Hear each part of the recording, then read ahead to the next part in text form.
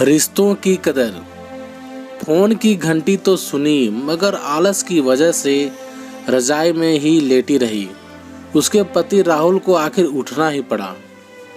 दूसरे कमरे में पड़े फोन की घंटी बजती ही जा रही थी। इतनी सुबह कौन हो सकता है जो सोने भी नहीं देता। इसी चिड़चिड़ाहट में उसने फोन उठाया। हेलो, कौन? तभी दूसरी तरफ से आवाज़ सुन सारी नींद खुल गई। नमस्ते पापा। बेटा, बहुत दिनों से तुम्हें मिले नहीं। हम दोनों 11 बजे की गाड़ी से आ रहे हैं। दोपहर का खाना साथ में खाकर हम 4 बजे की गाड़ी से वापस लौट जाएंगे, ठीक है? हाँ पापा, मैं स्टेशन पर आपको लेने आ जाऊंगा। फ़ोन रख कर वापस कमरे में आकर उसने रचना को बताया कि मम्मी पापा 11 बजे की गाड़ी से आ रहे हैं और दोपहर का खाना हमारे साथ ही खाएंगे। रजाई में घुसी रचना का पारा एकदम 7वें आसमान पर चढ़ गया। कोई इतवार को भी सोने नहीं देता। अब सबके लिए खाना बनाओ।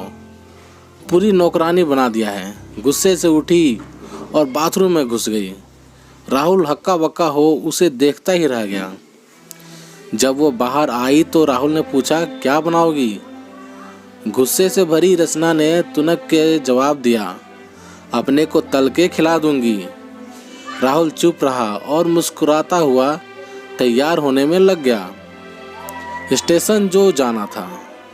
थोड़ी देर बाद गुस्सैल रचना को बोलकर वो मम्मी पापा को लेने स्टेशन जा रहा है, वह घर से निकल गया।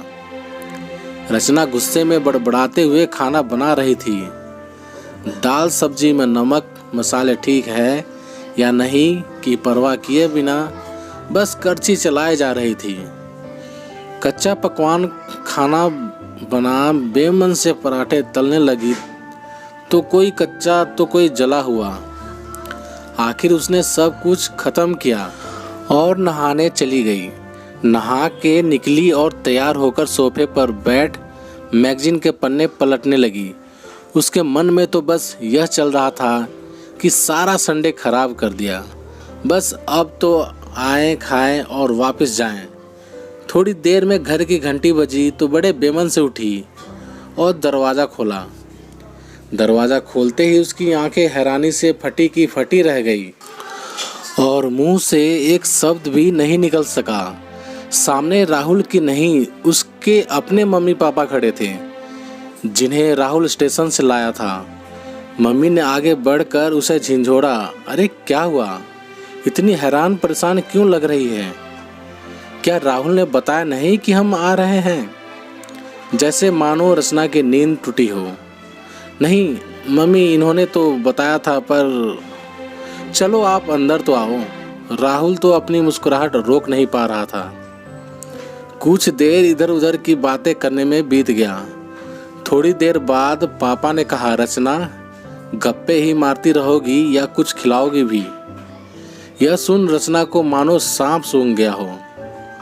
क्या करती बेचारी को अपने हाथों से ही बनाए अधपके और जले हुए खाने को परोसना पड़ा। मम्मी पापा खाना तो खा रहे थे मगर उनकी आंखों में एक प्रश्न था जिसका वो जवाब ढूंढ रहे थे। आखिर इतना स्वादिष्ट खाना बनाने वाली उनकी बेटी आज उन्हें कैसा खाना खिला रही है?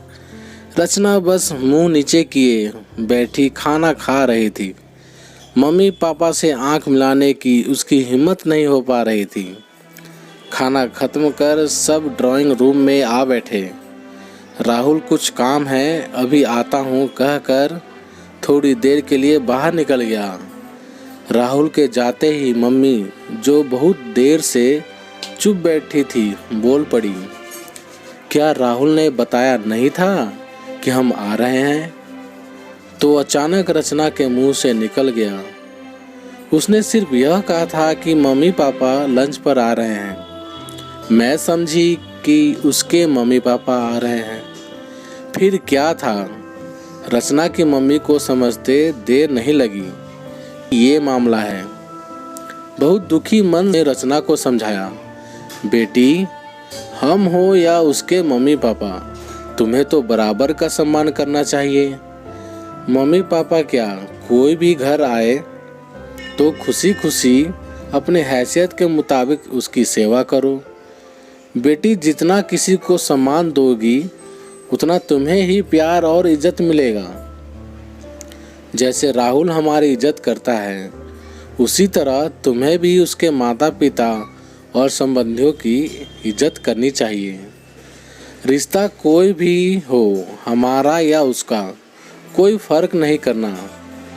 रचना की आंखों में आंसू आ गए और अपने आप को शर्मिंदा महसूस कर उसने मम्मी को वचन दिया कि आज के बाद फिर ऐसा कभी नहीं होगा। तो दोस्तों, आप सभी को ये कहानी कैसी लगी कमेंट बॉक्स में हमें कमेंट कर ज़रूर बताइएगा। यदि कहानी आप सभी को अच्छी लगी हो तो लाइक कीजिएगा, शेयर कीजिएगा, और चैनल पर नए हो तो प्लीज़ दोस्तों आप लोगों से गुजारिश है हमारे चैनल को सब्सक्राइब ज़रूर करें और मुझे सपोर्ट करें, क्योंकि आप लोगों की एक एक लाइक और सब्सक्राइब मुझे काम करने के लिए प्रेरणा देती हैं। तो दोस्तों आप लोगों से गुजारिश है मुझे सपोर्ट करें और मेरे चैनल को सब्सक्राइब ज़रूर करें। तो चलिए दोस्तों, मिलते हैं आप सभी से एक और नई कहानी के साथ। तब तक के लिए जय हिंद, वंदे मातरम।